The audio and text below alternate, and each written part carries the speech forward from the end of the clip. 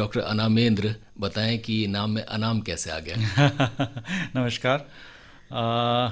अनाम एक अपने हिंदू परंपरा में जम्बू द्वीप का दूसरा नाम है, जो खुशहाल एक द्वीप जो हिंदू धर्म में जो मेंशन्ड है, तो उसका दूसरा नाम अनाम है, उसी से उसका इंद्र करके अनामेंद्र शब्द। जी, अंशु जी बताएं कि अनामेंद्र के नाम में खुशी है, तो ये खुशी विवाह के बाद भी बरकरार रही? जी जी ज़रूर, मैं तो बहुत खुश रही हूँ और बहुत I am so satisfied with my life with him. मैं बहुत बहुत मतलब आभारी हूँ कि इन्होंने मेरे को इतने उससे हमेशा रखा कि मुझे हमेशा ये लगा कि मैं और इनकी जगह और किसी को इमेजिन नहीं कर पाती हूँ। अंशु जी बताएं कि पहली बार अनामेंद्र जी से मुलाकात कब और कैसे हुई थी? पहली बार मेरी मुलाकात हुई थी इन्हीं के घर पे, और उस दिन इनकी तबीयत थोड़ी नासाज थी और मैं उस दिन मिलने पहुंची। मेरे मम्मी पापा साथ में थे और हमारी काफ़ी इनफॉर्मली बातचीत रही, और बहुत ज़्यादा बातचीत तो नहीं हो पाई चाय क्योंकि बनाना, पापड़ सेकना, ऐसा नहीं कुछ? नहीं ऐसा कुछ भी नहीं हुआ, और ना ही मुझसे किसी ने ऐसा कुछ पूछा। बस मुझे लोग अच्छे लगे, और मुझे अनामेंद्र जी भी पहली बार में ही बहुत अच्छे लगे, और बहुत इस तरह का सहज व्यवहार जो था वो मुझे बहुत पसंद आया। अनामेंद्र जी, क्या लगता था अंशु जी को जब आपने पहली बार देखा कि जोड़ी टिक जाएगी? देखिए, इतना तो शायद मैंने इतना लंबा तो सोचा भी नहीं था।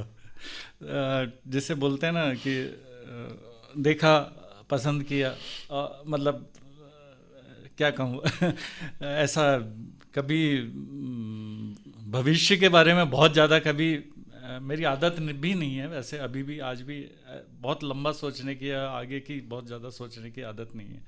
तो जो मोमेंटरली या जो उस वक्त जो अच्छा लगा वो किया। अनामेंद्र मुझे शर्मा एक जी। चीज़ याद आ रही है, उस दिन हम ओवरनाइट ट्रैवल करके उदयपुर पहुंचे थे बीकानेर से, तो मुझे थोड़ी स्लीपी हो रही थी मैं, तो मेरी सिस्टर इन लॉ वहीं थी, तो उन्होंने पूछा सोएगी क्या, तो I just agreed I will sleep, और उन्होंने मुझे जो कमरा दिखाया और जगह बताई, वहाँ मैं 2-3 घंटे सो गई फर्स्ट मीटिंग के बाद। ये आपकी सहजता का प्रतीक है। रेडियो लेक सिटी में हमारे मेहमान हैं डॉक्टर अनामेंद्र शर्मा और साथ में डॉक्टर अंशु शर्मा। अनामेंद्र जी, मेडिकल की फील्ड में कब और कैसे आना हुआ? मेडिकल के फील्ड में तो मेरा एडमिशन मेडिकल कॉलेज में सन 1982 में, 1982 लास्ट में दिसंबर में एडमिशन हुआ था। और आपको आश्चर्य होगा ये सुनकर कि मैंने पीएमटी दी, पर मुझे जब तक एडमिशन हुआ, और मैं उदयपुर में ही रहता था, पर मुझे मेडिकल कॉलेज को क्या है, किस जगह है, ये पता नहीं था। हॉस्पिटल तो पता था, पर खैर एनी हाउ एडमिशन 82 लास्ट में दिसंबर में हुआ, और उसके बाद से एमबीबीएस यहीं किया, फिर एमएस किया, फिर तत्पश्चात कुछ महीनों के लिए मेरी पोस्टिंग बीकानेर मेडिकल कॉलेज में भी हुई, और उसके बाद से यहीं हूँ मैं। एमएस किस में किया था आपने? मैंने ऑर्थोपेडिक्स में। जी। अंशु जी, आप मेडिकल में कब और कैसे आई? मैं 1986 में मेडिकल में आई, और मेरी सोच 9th क्लास में जब मैंने बायो चूज़ किया, तब से ही मेरी सोच थी कि मुझे मेडिकल कॉलेज जाना है। बट मैंने मेडिकल कॉलेज पहले देखा हुआ था, और मैं हमेशा वहाँ से क्रॉस होती थी। एक्चुअली मेरे मम्मी पापा जिस टेंपल में जाया करते थे उसके रास्ते में मेडिकल कॉलेज पड़ता था, so I always use to think कि मुझे इसमें जाना है। तो मैं 1986 में मेरा एडमिशन हुआ, और वही मेरी फर्स्ट फाइट में ही मेरा उसमें हो गया था। रेडियो लेक सिटी के मेहमान डॉक्टर अनामेंद्र शर्मा और साथ में डॉक्टर अंशु शर्मा। अनामेंद्र जी, जब मेडिकल के प्रोफेशन में आ गए तो इतनी लंबी चौड़ी पढ़ाइयाँ और उसके बाद फिर ये पेशा, बताएं कि कभी ऐसा तो नहीं लगा कि क्या गलती कर दी? सच बताऊं तो लगा, ऐसा नहीं है कि नहीं लगा। कभी कभी कुछ स्थितियां ऐसी हुई जब लगा कि शायद किसी दूसरे प्रोफेशन में रहते। खासकर तब लगा जब चिकित्सकों पर, जैसे आपने सुना होगा कई बार, कई प्रयास, मतलब चिकित्सक अपनी जान लगा देता है मरीज को बचाने में।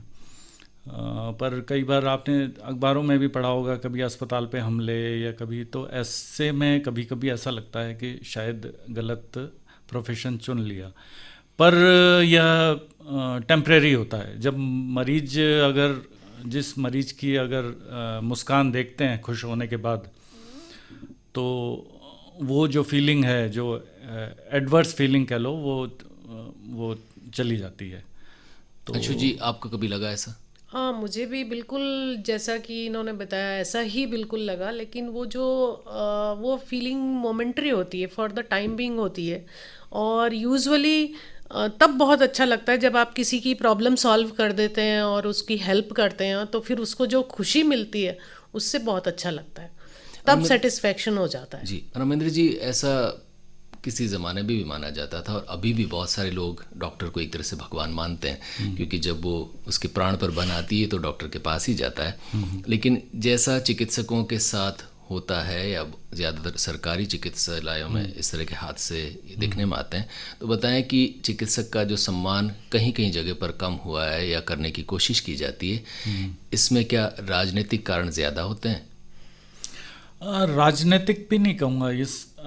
मुझे ऐसा लगता है कि ओवरऑल अगर आप देखें तो वैल्यूज़ का डिटेरियोरेशन हुआ है सोसाइटी में। तो ये जो हमले होना या जो गलत व्यवहार होना, ये भी इस सोसाइटी का ही एक आईना है जिसमें हम चिकित्सक भी इन्वॉल्व हैं। तो ओवरऑल सोसाइटी का डिटेरियोरेशन का एक पहलू कह लो, या एक ये एस्पेक्ट है बेसिकली। अंशु जी, मूल्यों का जो धीरे धीरे मूल्यों का ह्रास हुआ है, जिसकी तरफ अनामेंद्र जी ने इशारा किया, बताएं कि इसके क्या कारण आपको नज़र आते हैं, और ये हमारे समाज में मूल्यों की पुनः प्रतिस्थापना हो सके, इसके लिए क्या कुछ किया जाना चाहिए? देखिए, हर व्यक्ति आजकल ना ये अब होता जा रहा है कि कंज्यूमरिज्म बढ़ गया है। हमें भोग की तो इच्छा है, लेकिन उस हिसाब से कर्म की इच्छा लोगों में कम उतनी नहीं होती है। तो फिर वो कंपैरिजन करते हैं और फिर वो फीलिंग डेवलप होती है उनके अंदर। उस वजह से उनके अंदर ना रोष व्याप्त हो जाता है। जबकि सच्चाई ये है कि डॉक्टर अपनी तरफ से पूरी मेहनत करते हैं, और जितने ज़्यादा डॉक्टर्स जितना ज़्यादा भगवान में बिलीव करते हैं, उतना शायद दूसरे ना करते हों। उसका रीज़न होता है कि जब पूरी कोशिश करने के बाद भी जब वो किसी की मदद नहीं कर पाता, तो उसे हमेशा लगता है कोई और भी शक्तियाँ हैं जो काम करती हैं। हम सब कुछ करने के बाद भी कुछ कर नहीं पाए, उस वक्त लगता है कि शक्तियाँ तो दूसरी भी हैं। तब भगवान में विश्वास तो सबको ही रखना चाहिए।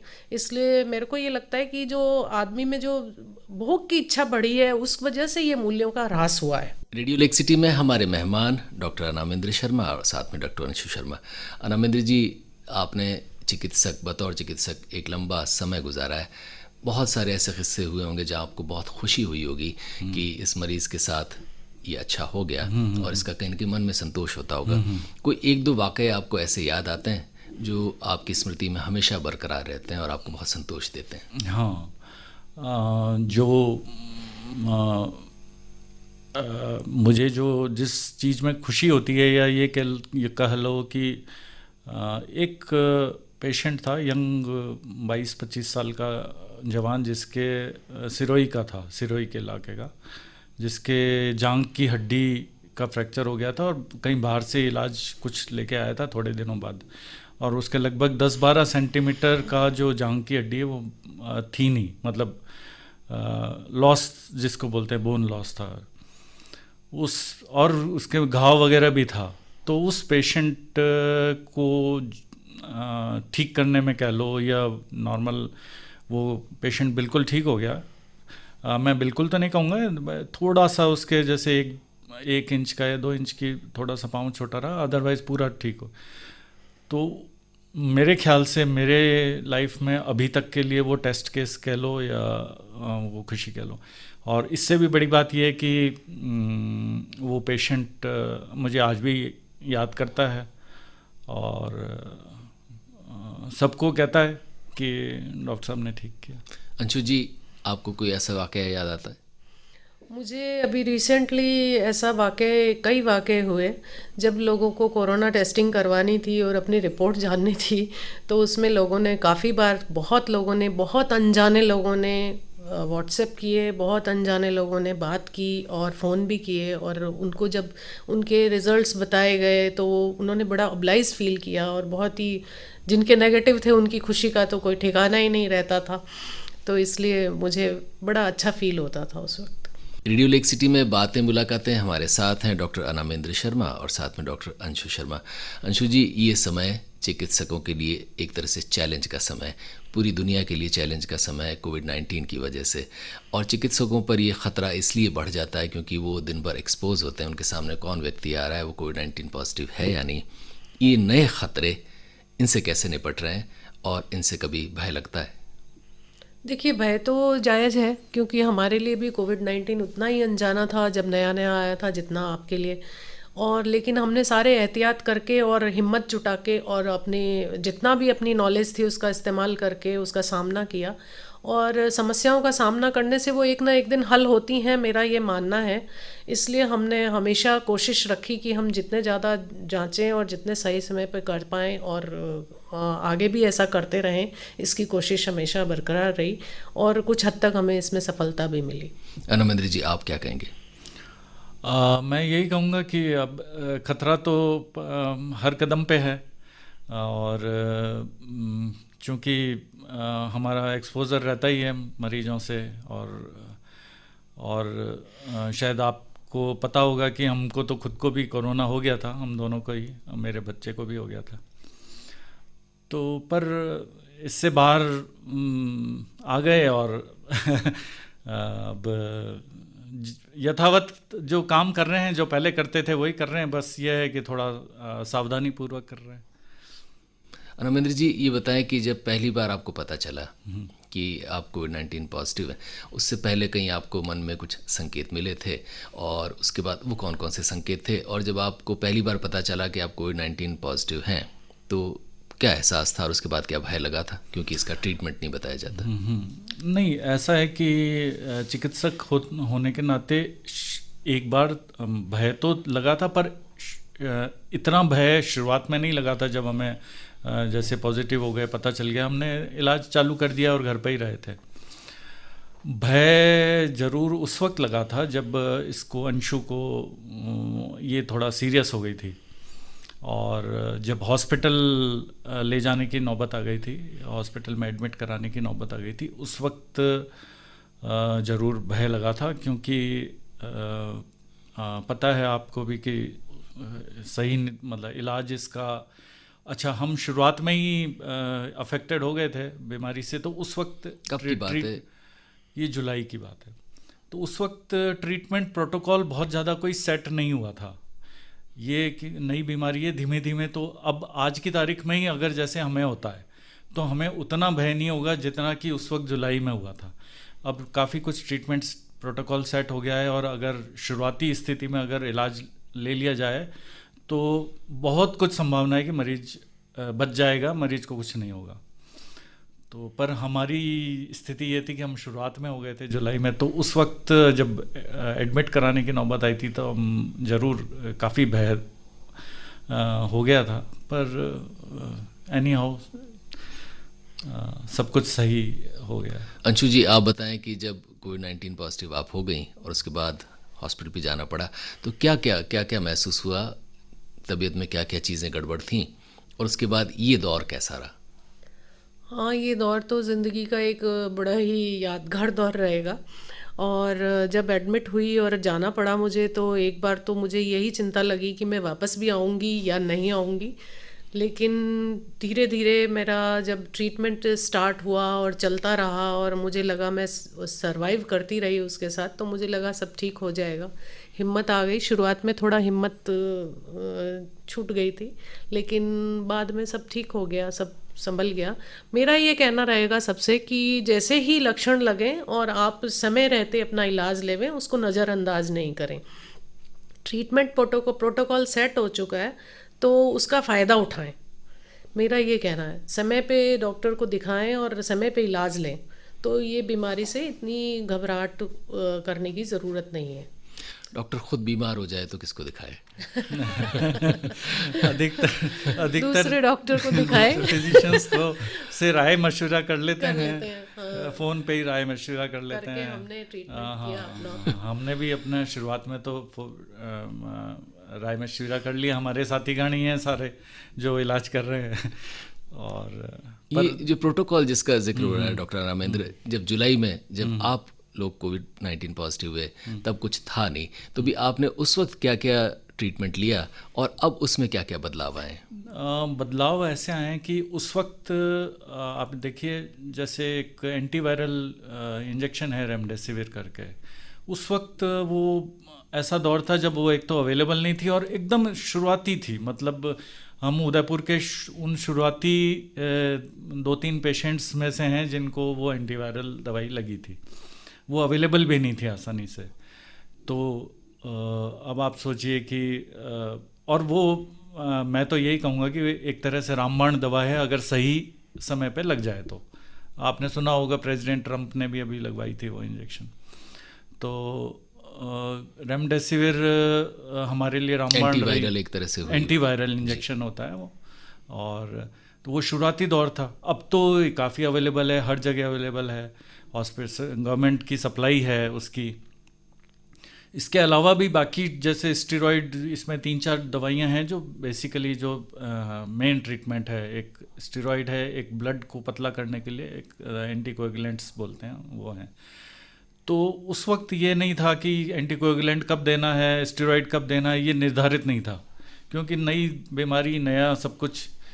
अब ये सब कुछ निर्धारित हो गया है। एंटीवायरल देनी है, कब देनी है, एंटीकोएगुलेंट जो ब्लड को पतला करने का इंजेक्शन है वो कब लगाना है, या गोली कब देनी है, और तो स्टेरॉइड कब देने हैं, ऑक्सीजन कब देनी है, ये सब कुछ निर्धारित हो गया। तो अब बल्कि मैं ये कहूँगा कि अब अगर कोई यह सोचे कि कोरोना लाइलाज है तो यह गलतफहमी है।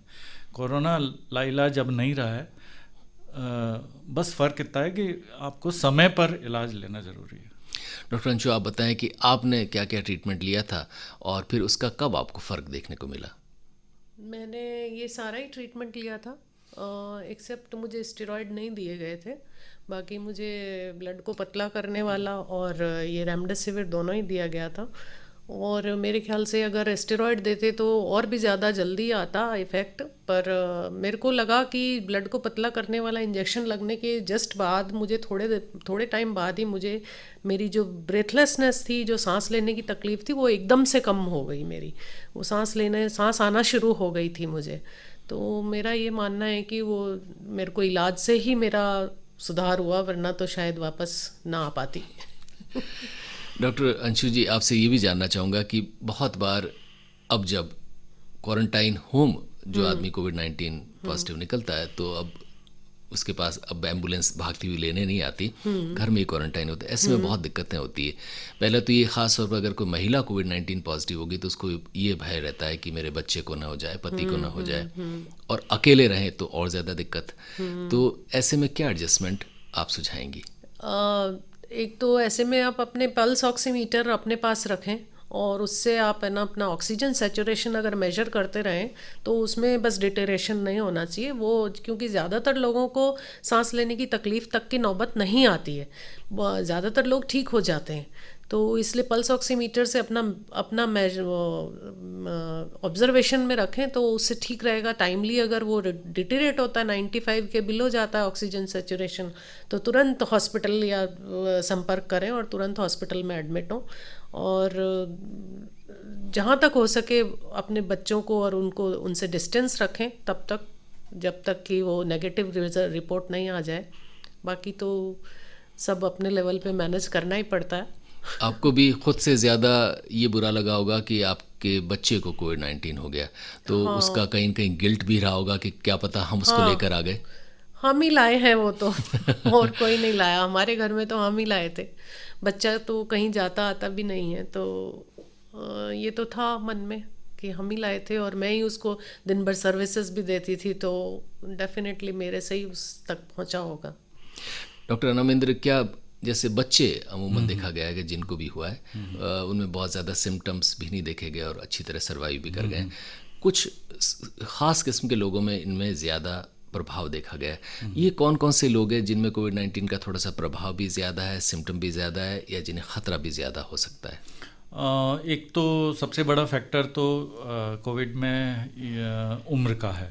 जो ज़्यादा उम्र वाले लोग बाग हैं उनमें बीमारी सीरियसनेस ज़्यादा है बीमारी की, तो मतलब मेरे ख्याल से सबसे बड़ा फैक्टर तो यह है। इसके अलावा कुछ जिसे हम कोमॉर्बिडिटीज़ बोलते हैं, जैसे डायबिटीज़ है, ब्लड प्रेशर है, या फिर ओबेसिटी है जो बहुत ज़्यादा मोटापा है, इन सब लोग बागों को भी, या फिर किसी को जिसको पहले से सांस की प्रॉब्लम है, लंग्स जिनके पहले से कॉम्प्रोमाइज़ हैं, उन लोगों को समस्या का सामना ज़्यादा करना पड़ रहा है इस बीमारी में। ऐसी भी खबरें इन दिनों आ रही हैं कि वे व्यक्ति जो एक बार कोविड-19 पॉजिटिव हुए हैं वो चुपचाप ना बैठें क्योंकि दोबारा भी ख़तरा मौजूद है। ये दिक्कतें क्या है और क्या सच में ऐसा हो रहा है? हाँ, ऐसा हो रहा है। खासतौर पे चिकित्सकों के मामले में ऐसा दिखने में आया। हो रहा है। कई जगह से कई तरह की रिपोर्ट्स आ रही हैं, पर आज तक की जानकारी यह है कि दोबारा अगर होता भी है तो उसकी जो सीवियरिटी है बीमारी की वो इतनी ज़्यादा नहीं हुई है, और अभी री इन्फेक्शन में किसी की डेथ रिपोर्टेड हुई हो ऐसा अभी तक नहीं हुआ है। और अब ये तो समय ही बताएगा कि री इन्फेक्शन कितना हो रहा है, क्या है, क्योंकि अब सब स्टडीज़ चल रही हैं बेसिकली। तो अब री इन्फेक्शन की क्या सीवियरिटी और क्या समय बताएगा। आज तक की तो यही रिपोर्ट है कि भाई कोई री इन्फेक्शन से अभी तक डेथ तो रिपोर्टेड नहीं है। हाँ, री इन्फेक्शन के केसेस काफ़ी रिपोर्टेड हैं, विशेषकर चिकित्सकों में ज़्यादा रिपोर्टेड हैं। रेडियो लेक्सिटी में हमारे मेहमान आज कोरोना वॉरियर्स डॉक्टर अनामेंद्र शर्मा और डॉक्टर अंशु शर्मा। अनामेंद्र जी, जाते जाते तमाम लिसनर्स को क्या एडवाइस देंगे कि एक तो वो कोविड-19 पॉजिटिव ना हो, और अगर हो गए हो तो क्या कुछ करें जिससे वे बिल्कुल वापस स्वस्थ हो जाएं? पहले तो सबसे पहली बात तो ये कि कोरोना को ऐसे साधारण तौर पर तो नहीं लें। बीमारी लाइलाज नहीं है। बीमारी से 99% लोग बाग बिना किसी उसके बाहर आ जाते हैं, बहुत मामूली सी बुखार, मामूली सा दर्द वगैरह से। पर फिर भी मैं यह कहूँगा कि कोरोना को साधारण तौर मतलब साधारण फ्लू की तरह नहीं लें, ऑब्ज़र्व करें, और अगर कोई परेशानी होती है, जैसे इसने अंशु ने कहा कि ऑक्सीजन सैचुरेशन मेज़र करें, और कोई परेशानी होती है तो तुरंत हॉस्पिटल, मतलब लेट नहीं करें। सबसे बड़ी बात तो ये है कि अगर आपने लेट कर दिया तो फिर चिकित्सकों के हाथ में ज़्यादा कुछ नहीं रह जाता। सबसे बड़ी बात ये है। डॉक्टर अंशु, आप क्या बताएंगी? मेरा भी यही कहना है कि एक तो बचाव सबसे बड़ी रामबाण दवा होती है। अगर आप बच जाएं तो वो बेस्ट है, नहीं बच पाएँ तो आप सावधानियां रखें। बचने के लिए सबसे आसान तरीका ये है कि ज़्यादा आप किसी गैदरिंग में ना जाएं, कम से कम क्लोज्ड स्पेसेस की गैदरिंग में ना जाएं, बंद कमरों की गैदरिंग में आप ना इकट्ठे हों, क्योंकि आज के युग में अभी कोरोना इतना फैल चुका है कि अपन ये नहीं पता लगा सकते कि कौन सिम्टोमेटिक है या किसको कोरोना है किसको नहीं है, किसी से भी लग सकता है। तो इसको हल्के में ना लें और मास्क का इस्तेमाल करें, हैंड सैनिटाइज़र का इस्तेमाल करें, और अगर हो जाता है तो आप ज़रा भी बुखार या आपको ज़रा भी शक होता है तो तुरंत जांच वगैरह करवाएं। और होम क्वारंटाइन भी लेते हैं, होम क्वारंटीन लेते हैं तो भी अपना ऑब्जर्वेशन में अपने आप को रखें। मेरा तो ये कहना है, और समय रहते डॉक्टर को संपर्क करें। डॉक्टर अंशु शर्मा, डॉक्टर अनामेंद्र शर्मा, आपका हृदय से आभार।